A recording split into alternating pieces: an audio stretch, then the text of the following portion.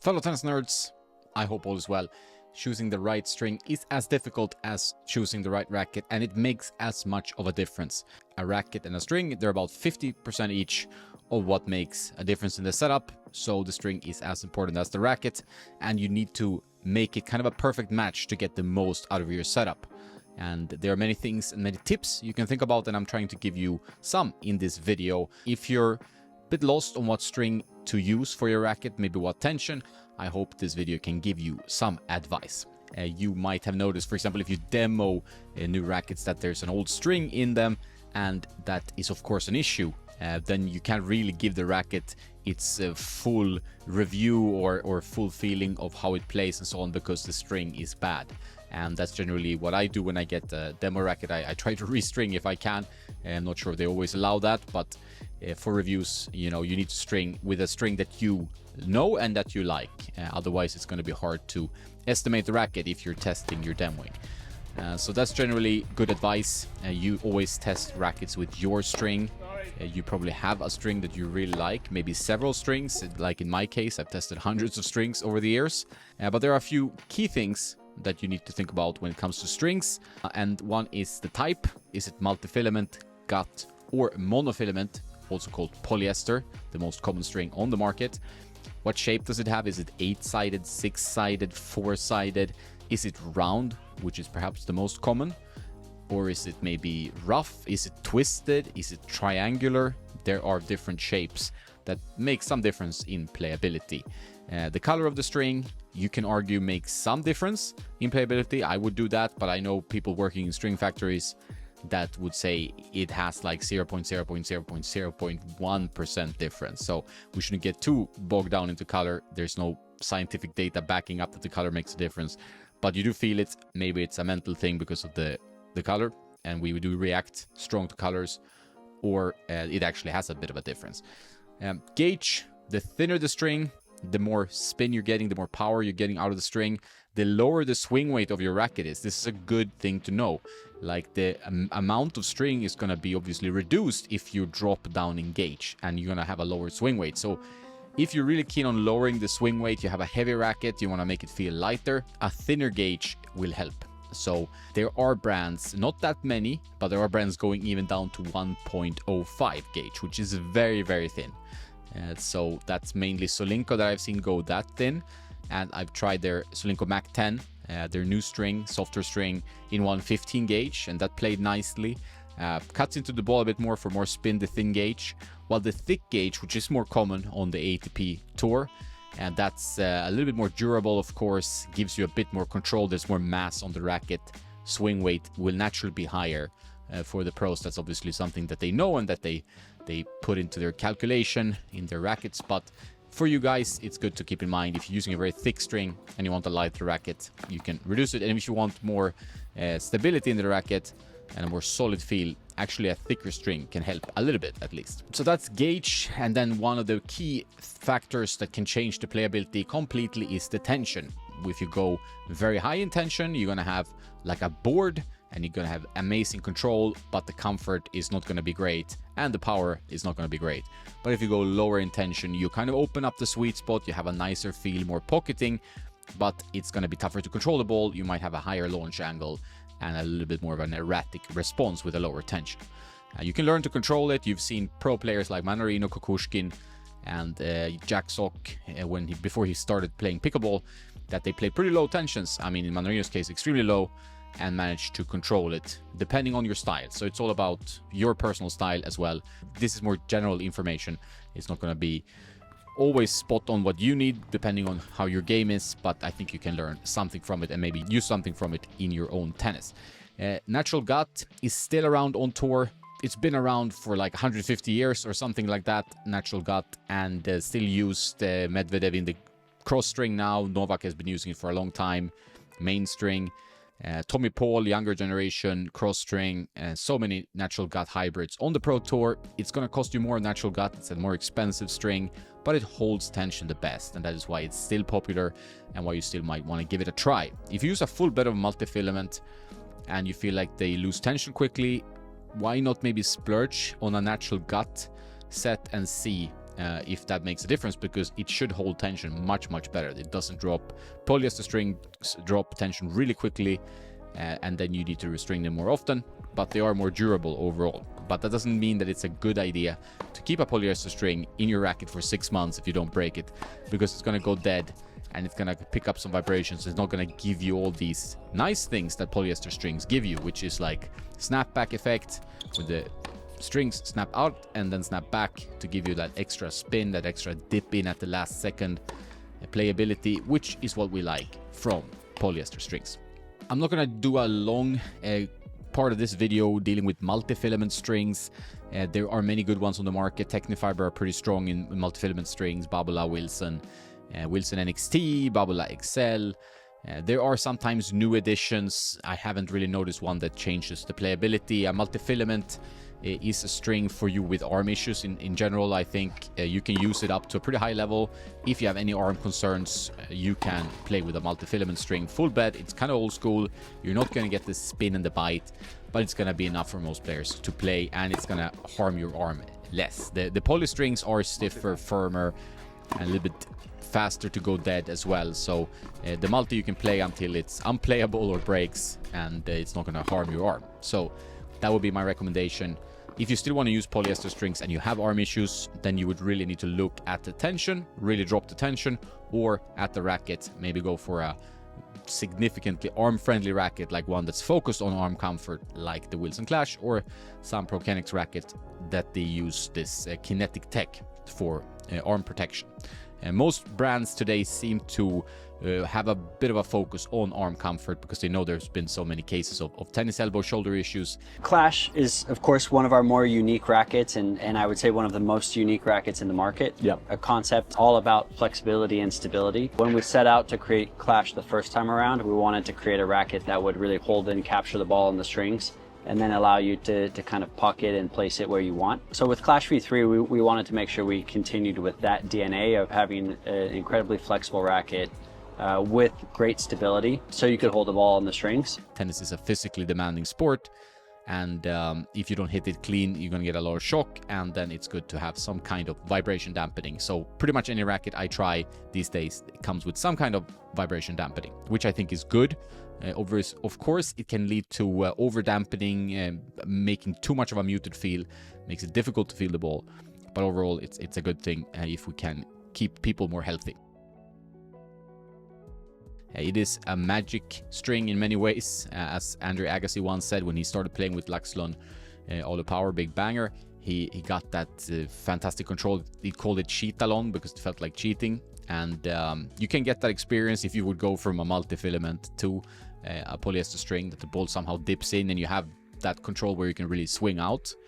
And that is the case with polyester strings, and which is why, you know, most players use them. You can do a hybrid setup with gut and polyester string to get the best of both worlds, or multifilament and polyester string. You get a bit more of a control and some spin from the polyester, the monofilament as it's called, and then you get a bit more power and comfort from the gut, so or multi, and that's a nice way to do it. The gut is the premium choice with the better tension and maintenance, and the multi is going to drop tension a little bit faster, but it's going to be a decent budget alternative if you want to try a hybrid setup. So polyester strings, it's a jungle. There are so many brands, shapes, colors, gauges. It's insane. It's so difficult to keep up. I test so many strings, and sometimes my head spins more than the balls I hit, and it's difficult to choose. And maybe you have a favorite brand, maybe you don't, maybe you're open to testing anything. There are budget polyesters, there are more premium polyesters like the Laxalon, especially the 4G one is a very expensive polyester string, but it also holds tension amazingly well. So there's some technology there that makes it hold tension. However, it's quite stiff. Most strings that are new on the market seems to have a bit of a more softer feel to engage more with amateurs and players that can have arm issues. I'm a big fan of String Project Magic, which is kind of a mix between a multi and a poly. It's a very soft string that I recommended towards my father, who plays almost like 5-6 times a week. In his Wilson 6195 1618 pattern, and that's worked well for him. He gets some power and he gets good comfort because he has some wrist issues, so that's generally a good idea to go for a slightly softer poly. Myself, I prefer a slightly stiffer poly and rather go down in tension to open up a bit more comfort and pocketing. I prefer slightly medium stiff strings, not all the way to the super stiff ones like RPM Blast, All the Power 4G, but the medium firmness is usually what I like. And then I tend to go a little bit lower in tension than I used to, because I'm not getting any younger, and I like to have a bit more pop on the ball, and that I think lower tensions give you. And you've seen that on the ATP Tour as well, especially that the tensions are going down. Players are down at 20 kilos, 44 pounds. Although still, I would say maybe it's a little bit higher. The average, the 24, 23 kilos, that's around 53, 55 pounds. But it's gonna go down, I think, overall, because players want more pop on the ball. And we've seen like guys like Alex Zverev even play like really low tension. So I think this is a trend we're seeing. Players want more power and more spin from the equipment. One way to choose your string and your racket to make them match is if you have a soft racket, a racket that is kind of like nice for the arm, low flex, maybe a Prince Phantom. I wouldn't put like a very soft string, because then you can create like a mushy effect where the ball, where everything is very soft, it's kind of powerful, springy, and you will lose control. So then I would probably put like maybe a slightly stiffer string to crispen up the feel, and then maybe go slightly lower in tension to still retain good comfort. So you have to feel that out a little bit, experiment. But if you put a stiff string in a stiff racket like RPM Blast in a Pure Drive, you don't want to go up the tension to 55 pounds, which used to be kind of a standard on the club scene, and because they heard like Rafa plays with this, and I should also play with something like that. And that is an arm killer for most amateurs. They don't have like a full swing and don't hit the living daylights out of the ball. So then you would probably be happy going quite low if you want to use that string, or preferably probably use a softer polyester. Keep it medium tension, maybe 50 pounds, but with a softer poly. I've seen too many tennis elbows in my years doing this, and I really think that arm health and health overall is the most important factor of playing tennis. And you need to think about that first. So overall, stringing lower opens up the sweet spot, opens up a bit of a launch angle, a bit more spin potential, especially if you're playing like a dense pattern racket, like an 1820, 1819, even 1620 in some cases. Dropping the tension a little bit will open up a bit more. Maybe using a shaped poly, give you that extra bit of spin and a bit of bite on your shots, because that pattern is so dense, it's gonna send the ball missile flat. On the other hand, if you have a quite open pattern, 1618, 1619, the ball wants to go like this, maybe you need then to increase the tension a bit with a softer string to make sure that the higher tension will take care of some of that launch. It won't go like crazy, because that low tension in that open pattern will create a catapult, so, or a trampoline, and you don't want that. So there are a few things you can think about when you're trying to match your racket and your string. Usually the answer is in the middle with these things, not go too extreme, but you have to experiment a little bit. You know, I've gone down from 53 pounds standard tension to 49, and now I'm even experimenting going down to 44 pounds and trying to use that. Helped my game a little bit, I feel. I'm personally not a fan of soft polyester strings. If I do get one, I would bump up the tension maybe to 53 pounds, especially if like I'm trying some hybrid or something, because I don't like that mushy feel. But if you do, and if you have arm issues, you should. I don't have any arm issues, knock on wood, at the moment, so for me that's not really a concern. But I have some favorites, and they're all pretty much in the medium firm category, and then like I said, I try to drop the tension a little bit. So True Pro Pure Rush is a string I've been using a lot lately. In my Model 100 and even in the Aero 98, those are the two rackets I go in between. If the Aero starts spraying long, then the Model 100 keeps the ball in. So, and if the Model 100 doesn't really cut it in getting enough pop against good players, then the Aero can create a little bit more issues for that. But this is a very good string, Pure Rush. Review on Tennis Nerd, also discount code Tennis Nerd. 20 gives you 20% off, or if it's just Tennis Nerd, it will be on the screen. But it's actually, I really like this string. It's very good, 6-sided, 123 gauge, but very good. Overall, I have some other favorites. Recent favorite, Restring Vivo, a string that should be out in a few days when you see this. been testing that for a while in different colors actually, but the launch color will be turquoise, and I have it at 20 kilos in the Pure Aero 98 and the Nordic Dots Model 100 at this time, and I like it in both. This is a medium firm string that gives me confidence, six-sided. Yeah, very good string. Really happy with that one. Another firmer slightly than the other two Nordic Dots TS127. It's their top spin string.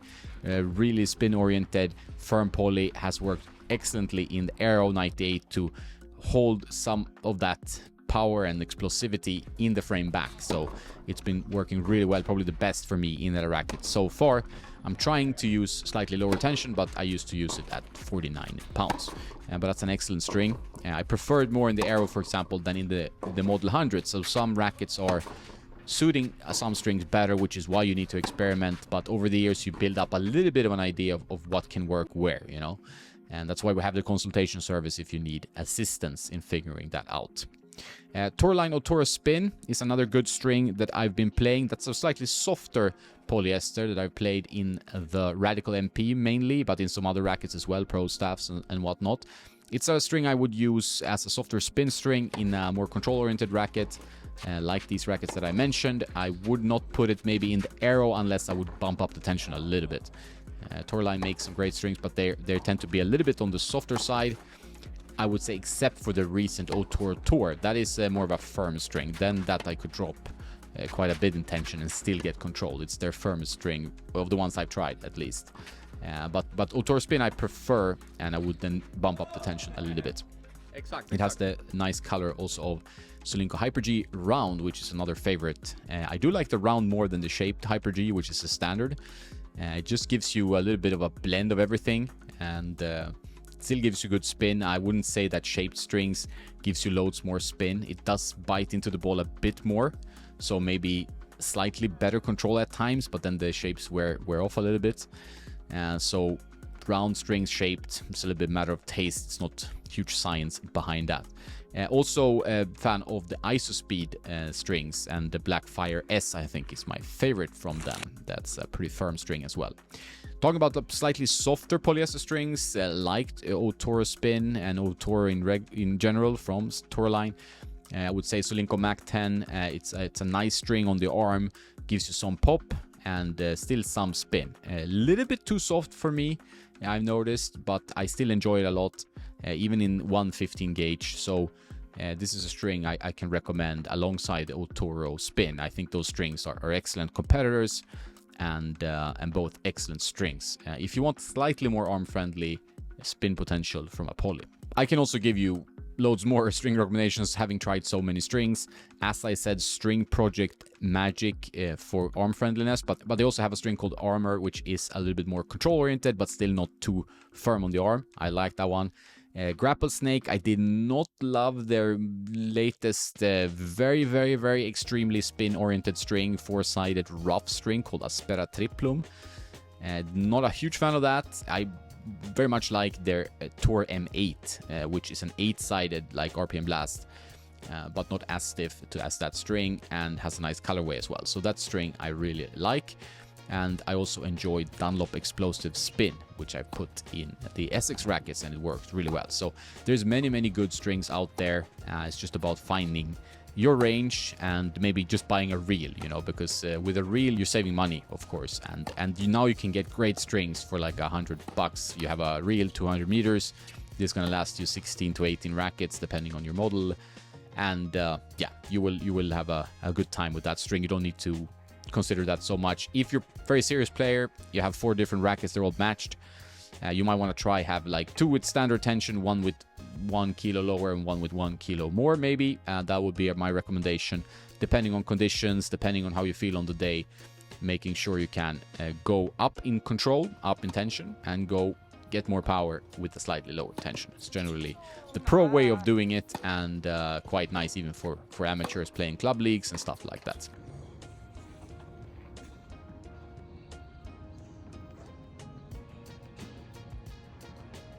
If you use full bed multifilament, I would string a little bit higher than some of the tensions I mentioned. I would probably go up to 55 pounds.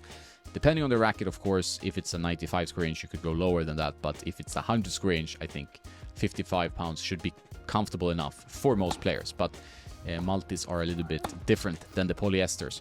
So loads of choices, loads of strings on the market coming all the time. Colors, I mean, the matching of the string and the racket can sometimes be an issue. If you have a racket like the Dunlop CX300 that has a quite aggressive colorway, looks fantastic in a yellow, with a yellow string, but with an orange string looks very, very weird. So maybe you have a favorite string, then you might need to change the color of that string to make sure it works with the racket you're using. Most brands do offer different colorways for their strings.